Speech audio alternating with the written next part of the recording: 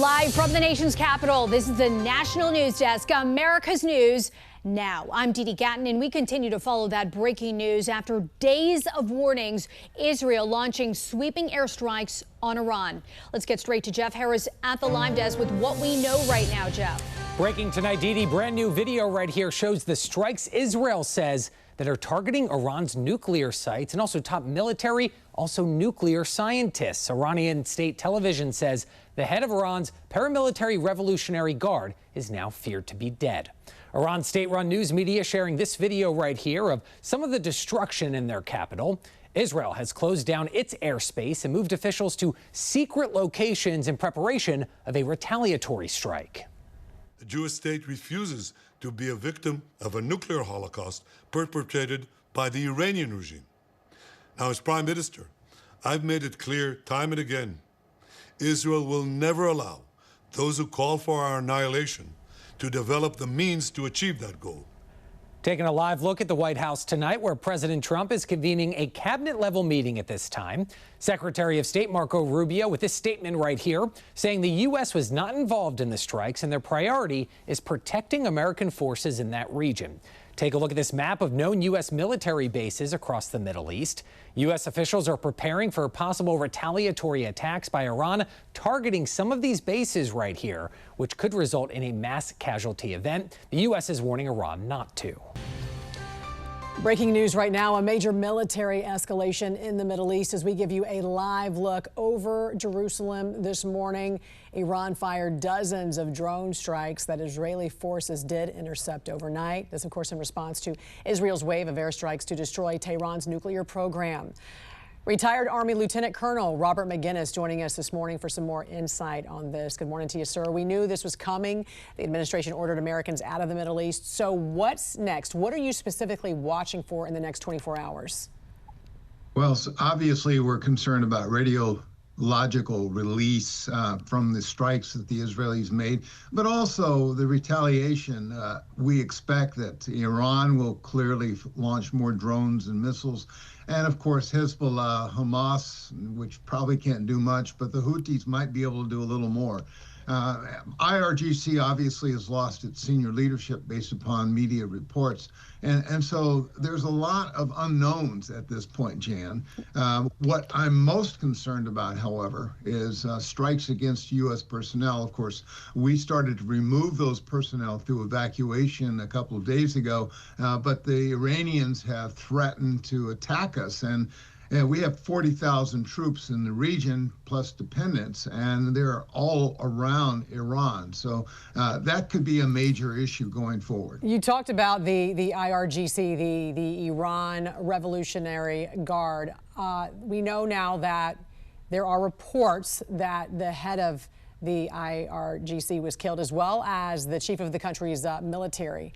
What does that mean for Iran's defense forces? Who is leading those forces now?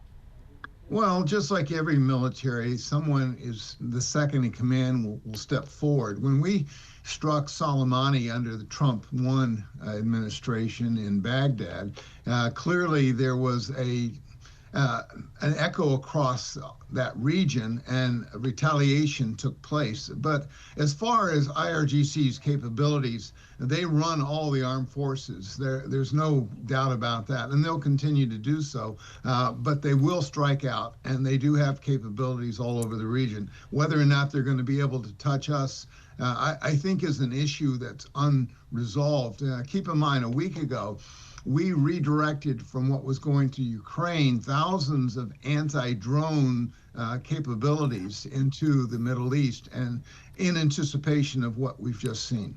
Lieutenant Colonel, Prime Minister Benjamin Netanyahu said the attacks will continue for as many days as it takes, because he said, quote, "We cannot leave these threats for the next generation." He said, "When the enemy develops the capabilities to destroy you, stop him." As we know, there's been plenty of reports that reveal Iran had enough uranium, they'd enriched enough uranium to build nuclear bombs within days. So talk about the seriousness of this, especially in the hands of the world's largest state sponsor of terrorism. You know, well, they've threatened to destroy Israel and attack the United States, albeit with nuclear weapons, which is why Mr. Trump and Prime Minister Netanyahu have made it clear that Iran would not become a nuclear state. Keep in mind that what Netanyahu said earlier this morning, Israel time, the Iranians were believed to have enough enriched uranium for at least 9 weapons, and they have plenty of ballistic missiles. We're not sure they could, mate the two, the nuclear weapon with a missile, but we're not taking any chances. And so Netanyahu said, no, the time is ripe, we must strike, and they did, and they'll continue to strike until they believe the Natanz and other nuclear facilities are put totally out of action. So we'll have to wait and see. How should the U.S. respond? And at what point do we go in to protect Israel, to protect ourselves from one of our biggest enemies? Well, we must respond by being very vigilant against any attacks on our facilities, because we've lost hundreds of U.S. service members over the years in the Middle East. So we will resupply Israel with some critical munitions, no doubt. We'll continue to use the USS Vincent, which is in the Arabian Sea just south of the Persian Gulf, and it can provide air cover to our facilities. Certainly our other naval facilities out of Bahrain will no doubt exit the port to keep it safe from strikes by IRGC and the like. So there are a lot of things that we must do to heighten security, but at the same time, we're hopeful that perhaps the Iranians will follow through and actually provide a counter-proposal that we can live with on Sunday, as was previously So arranged. you think the talks are still on? You think that we still are going to have talks with Iran? I think it's in Iran's interest to do this. Clearly, their sponsors, Russia and China, will have a voice here. I think China and Russia want to stabilize the region, and especially China, which is really dependent upon Iranian oil at the tone of 3 million barrels a day. So they want to see something to stabilize the region once again. Retired Lieutenant Colonel Robert McGinnis, we appreciate you joining us this morning, and thank you for your service to our country. Thank you. I'm Atra El-Nashar in Washington. President Trump spending hours in the Situation Room with his national security team Friday as Israel and Iran launched additional missiles at one another. Soon after news broke Thursday night of Israel's strikes on Iran, the Trump administration issued its first comment stressing, "We are not involved." A close ally to Israel and in the middle of nuclear talks with Iran, the U.S. was already in a position to be pulled into what comes next. Iran suspending talks with the U.S. indefinitely, claiming the attacks were carried out with the cooperation, coordination, or at least they say a green light from the United States, saying the U.S. must be held accountable. President Trump telling Reuters, "We knew everything and I tried to save Iran humiliation and death. I tried to save them very hard because I would have loved to have seen a deal worked out. They can still work out a deal, however. It's not too late." Members of Congress are wary of a regional conflict breaking out, but are showing different levels of concern about U.S. forces getting involved. Republican Senator Lindsey Graham says Iranian officials who survived Israel's initial strikes should agree to abandon their nuclear program. Quote, "If not, America, the greatest power for good on earth, should be all in to help Israel finish the job." Top Democrat on the Senate Armed Services Committee, Jack Reed, calling Israel's actions a reckless escalation. He says, "I urge both nations to show immediate restraint, and I call on President Trump and our international partners to press for diplomatic de-escalation before this crisis spirals further out of control." It's inevitable the U.S. will feel an economic impact from this conflict. Stocks were down Friday over the geopolitical instability, and oil prices saw an immediate spike. Gas Buddy's Patrick DeHaan tells me he expects gas prices to rise 10 to 25 cents over the next couple of weeks. Conflict increases risk of oil flows being disrupted. The degree of what happens from here on out depends on the degree in which Iran responds, or if Israel escalates the situation and has new attacks. So far, de-escalation seems out of the question. In Washington, I'm Atra El-Nashar reporting. I'm national correspondent Kayla Gaskins in Washington. Tensions boiling in the Middle East as Iranian state TV says more missiles are headed to Israel. Missiles raining down on Tel Aviv Friday evening. Iran delivering an anticipated counterpunch in response to Israel's initial strike hours before. It started with Israeli drones emerging from a secret base built by Israel on Iranian soil. These drones crippled Iran's aerial defense system, opening the skies for Israel's Air Force to fly in and strike the heart of Iran's nuclear program. The attack also killed Iran's leading nuclear scientists and top military commanders. We spoke with Israeli Brigadier General Amir Avivi. Do you think Netanyahu would have gone forward with this attack without a green light from President Trump? I think he would, because this is really existential, but I'm glad that President Trump understands exactly what we're facing. Israel saw a window of opportunity and took it. Iran's terror proxies that once sat menacingly on Israel's borders have been systematically reduced since the October 7th attack. And there was an understanding that if we launch an attack on Iran, we have to fight all the proxies. Hamas is hanging on to its existence by a thread in Gaza. Hezbollah is not doing much better in Lebanon. While the Houthis are still firing missiles, they're also weak, in part thanks to strikes by the U.S. The Iraqi militia are in disarray, and the Syrian regime that supported Iran toppled. So yes, Iran is pretty alone, and this is why Iran is trying to move faster towards nuclear capabilities, and Israel is not going to let them do that. Tehran announced Israel's actions amounted to a declaration of war, something Danny Citronowitz, an Iran expert we spoke with after the attack, agrees with. We are in a war with Iran. It's not a campaign, it's not a fiction, it's a war. We have to be very cautious right now because we're only on the beginning stages of probably a long campaign. And operationally, yes, we have the upper hand, but strategically, we can find ourselves in the lower hand. Directly before Iran's counterattack, Iran's Ayatollah gave a speech on Iranian state TV, saying, quote, "Strong action should be taken and will be taken. We will have no leniency." In Washington, I'm Kayla Gaskins. We continue to follow the breaking new developments in the Middle East. Joining us now to discuss, combat technology expert and spectrum engineering and policy vice president Louis Libin. Talk to me first about the weaponry used on both sides here, Louis.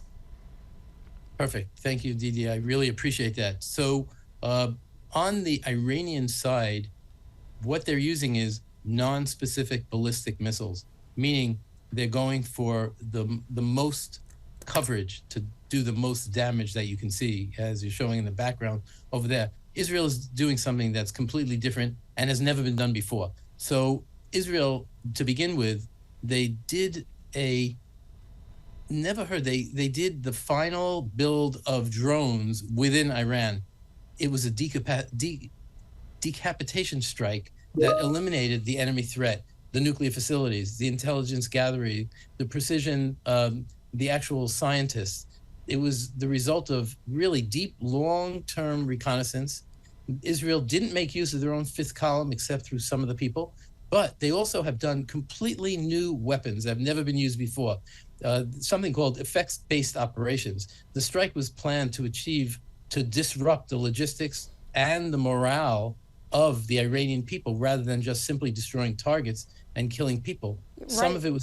Some of it was intended to neutralize Iranian C-3 nodes. But the most amazing weapons that we use are AI related. We all talk about AI.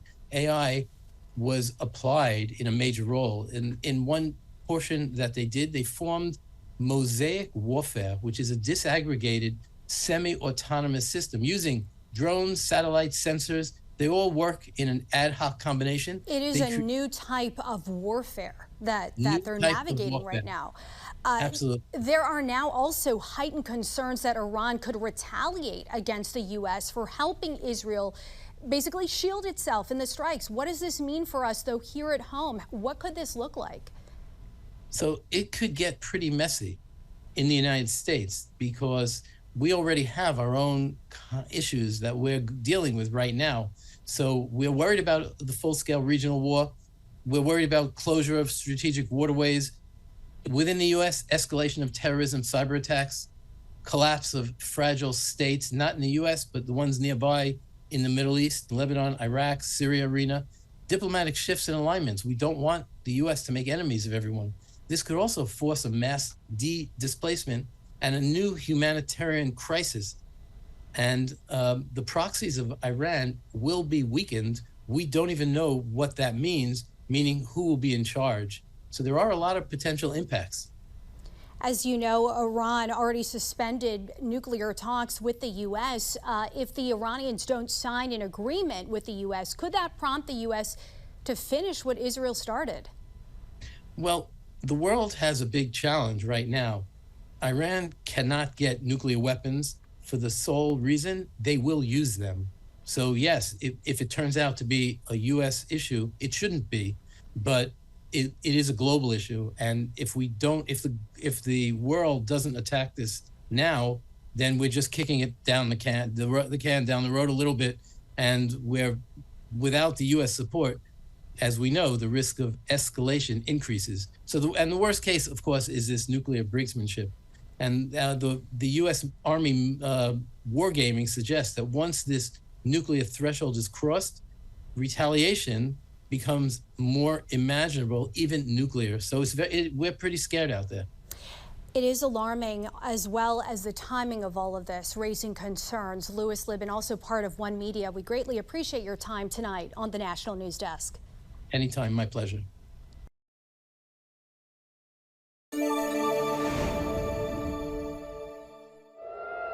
The fight between Israel and Iran lighting up the Middle East.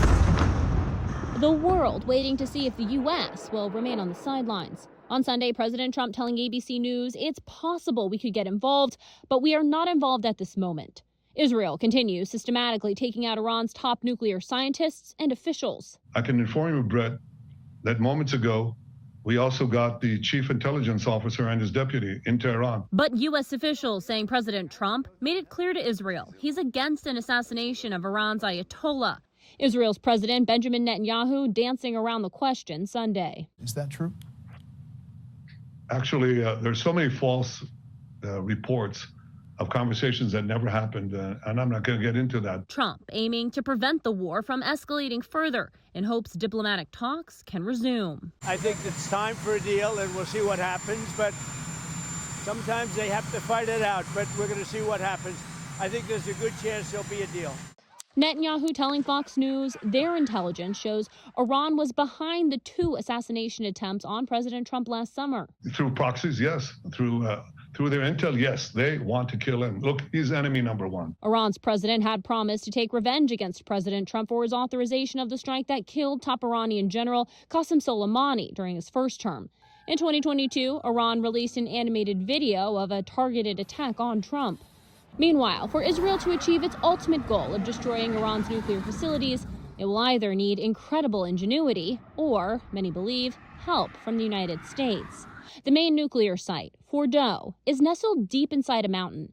Israel doesn't have a bomb powerful enough to reach the site, but Israel's ambassador to the U.S., Michael Leiter, says they have other ways. Not everything is a matter of, taking to the skies and bombing from afar. But you're certain you can wipe out Fordow? We're certain that we can set back the nuclear weapons system development within Iran for a very, very long time. The United States does have bombs called bunker busters, powerful enough to destroy the site and the planes to drop them, all currently sitting within flying distance of Iran. All it would take is a green light from President Trump. I'm Kayla Gaskins reporting.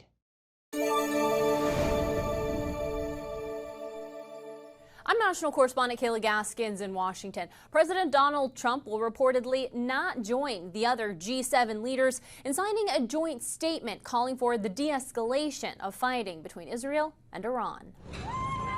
The fighting between Israel and Iran intensifying Monday. An Iranian strike killing at least 8 in Israel. An Israeli strike hitting the Iranian state TV studios during a live broadcast. President Trump answering questions about the conflict from reporters at the G7 summit in Canada. It's painful for both parties, but I'd say Iran is not winning this war. And they should talk, and they should talk immediately before it's too late. Until now, the U.S. has largely waited in the wings of the conflict, jumping in to help Israel's defense, but refraining from any offense. What would it take for the U.S. to get involved in this conflict militarily? I don't want to talk about that. The U.S. is currently rapidly moving military assets to the Middle East, rerouting an aircraft carrier, bringing the total to 2 now in the region, and deploying dozens of additional aircraft to U.S. bases in Europe. Trump pointing out he's already given Iran 60 days to make a new nuclear deal. Israel, meanwhile, has taken control of the skies over Tehran and is expanding its targets, striking Iran's energy facilities, manufacturing plants, government buildings, and even a regional airport. This shift spurring some analysts to predict Israel's aiming at a full regime change rather than just destroying Iran's nuclear program. Iran says Israel's strikes have already killed more than 200 people. Iran punching back, some of its missiles slipping past Israel's aerial defenses. Iran also says they've shot down 3 Israeli F-35 fighter jets and captured a female pilot. The IDF denies this. On Capitol Hill, lawmakers split on the possibility of the U.S. getting involved militarily. Senator Tim Kaine introducing legislation to prevent President Trump from using military force against Iran without Congress's approval. In Washington, I'm Kayla Gaskins. President Trump said Iran is not winning its conflict with Israel. Last Friday, Israel launched what it called a preemptive strike on Iran's nuclear program. Iran responded with a barrage of missiles aimed at Israeli targets. The fact-check team's Janae Bowens is joining us now. So let's back up to the last Iran nuclear deal. As you know, Trump was a vocal critic of that. Exactly, Dee Dee. So the original Iran nuclear deal was signed in 2015 under former President Barack Obama. Now, this was to prevent Iran from building a nuclear bomb. In exchange for sanctions relief, Iran agreed to limit the amount of nuclear material it could produce and store. In 2016, the agreement went into effect. All of this is according to the Council on Foreign Relations. And President Trump didn't think it went far enough. Exactly. So President Trump withdrew in 2018 during his first term, saying it didn't address Iran's missile program or support for terror groups. Now, he reimposed those sanctions and demanded Iran stop threats against Israel and end human rights abuses. Janae, thank you. And with this conflict, many Americans thinking, how does this impact me? A little later, Janae will be back to discuss how this conflict could impact your wallet. Israel has expanded its attacks on Iran, striking military targets and ordering evacuations into Iran. This escalation is the deadliest between the two countries to date. The fact-check team's Janae Bowens is back to discuss. Let's start with the history, Janae, of the conflict between Iran, Israel, and the U.S. Yeah, Dee Dee. So this conflict goes back to 1979, when Iran's Islamic Revolution overthrew the U.S.-backed Shah and established a religious regime. Now, since then, Iran has called for Israel's destruction. Israel responded with airstrikes on Iranian proxies in Syria, Lebanon, and Gaza, seeing Iran as its biggest threat. Now, the U.S. has tried to limit Iran's nuclear program, most notably through the 2015 nuclear deal. However, President Trump withdrew in 2018, saying Iran couldn't be trusted. Back here at home, on the consumer side, the summer driving season is heating up. What does this mean for Americans and gas prices? Yeah, gas prices could go up. That's according to analysts who say Americans may pay up to 30 cents more per gallon by July 4th. Now, Israel's largest refinery in Haifa was hit, and Iran is a top oil producer. If Iran blocks the Strait of Hormuz, a key oil passage, prices could jump even more. All right, we know you're staying on top of it. Janae, thank you. For more on this fact-check team topic, including links to their sources, scan the QR code or visit thenationaldesk.com. Here, President Trump saying he is seeking, quote, a real end to the conflict with Israel and Iran, and had this to say to reporters aboard Air Force One. An end, a real end, not a ceasefire, an end. So something that would be permanent. Yeah, or giving up entirely.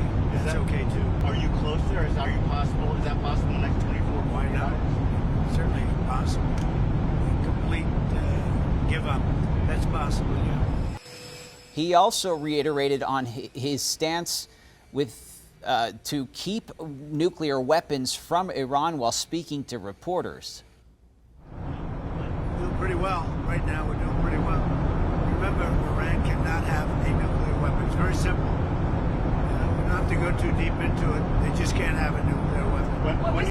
Now, he was on his way back to Joint Base Andrews after leaving the G7 summit in Canada early. As the president says, he expects these next 2 days will reveal more about whether Israel plans to slow down or accelerate its attacks on Iran. And we're keeping watch of the breaking news out of Tel Aviv this morning as tensions are rising between the two Middle Eastern adversaries, Iran and Israel, as we enter day 5 of this ongoing tit-for-tat airstrikes and missiles being sent into Israel by Iran. Israel defense officials are saying 30 Iranian drones were intercepted. A new video overnight is also showing parts of an Iranian missile that fell into Israel just north of Tel Aviv, as the Israeli military warned about 330 people in a Tehran neighborhood to evacuate. About 9.5 million people live in the capital city of Iran there. And this morning, we're learning more about Americans stuck in Israel right now. Our national correspondent, Kayla Gaskins, brings us the latest live. Well, good morning. So many Americans in Israel right now are left scrambling to figure out how exactly they're going to get out of the country and back home. The main airport in Tel Aviv is shut down and all flights are canceled until further notice. The U.S. State Department has also issued a level 4 do not travel advisory for Israel. This morning, I spoke with some Americans who went to Tel Aviv last week for work, and then this fighting broke out, and now they can't figure out how to get home. They said the U.S. Embassy in Jerusalem is not being all that helpful to finding solutions. The only option appears to be to cross by land into Jordan, where there are some limited flights available. And this comes as the fighting just gets worse on the ground and really shows no sign of calming down. And the president calling his National Security Council team into the Situation Room as this conflict rises. Kayla Gaskins live in D.C. We appreciate the updates. Thanks so much.